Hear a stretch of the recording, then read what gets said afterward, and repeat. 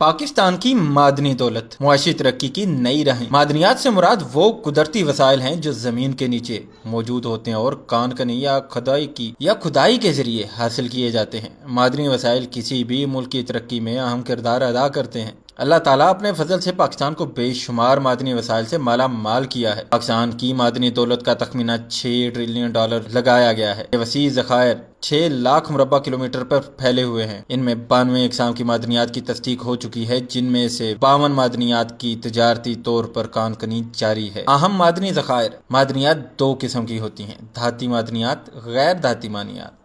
دھاتی معدنیات: تانبا بلوچستان میں چاگی، سینڈک، ریکوڈک، کلات، لسبیلا اور شوب میں بڑی مقدار میں پایا جاتا ہے۔ سونا: چاندی کے علاقے ریکوڈک میں سونے کی نمایاں ذخائر پائے جاتے ہیں، جس کا تخمینہ 1200 ٹن لگایا گیا ہے۔ آئرن ایسک، لوہا، کالا باغ اور چنیوٹ میں پائے جانے والے ذخائر کا تخمینہ 1.427 بلین ٹن ہے۔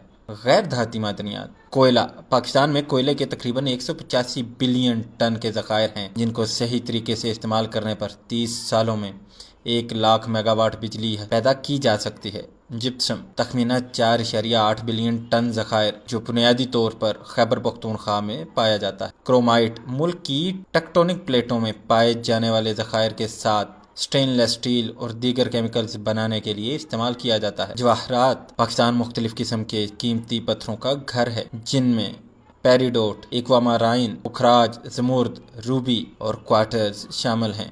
معاشی ترقی کی صلاحیت: پاکستان کا معدنی شعبہ فی الحال قومی جی ڈی پی میں 1% سے کم حصہ ڈالتا ہے، لیکن حکومت نے اس شعبے کی ترقی کے لیے اسے 5% تک بڑھانے کا ہدف مقرر کیا ہے۔ اس مقصد کے حصول کے لیے حکومت نے اسپیشل انویسٹمنٹ فیسیلیٹیشن کونسل (سفک) جیسے اقدامات متعارف کروائے ہیں، جو بیرونی سرمایہ کاروں اور بین الاقوامی ماہرین کو اس شعبے میں سرمایہ کاری کی ترغیب دیتے ہیں۔ خاص طور پر سعودی عرب جیسے دوست ممالک کے ساتھ تعاون اس سلسلے میں ایک خوش آئند پیش رفت ہے۔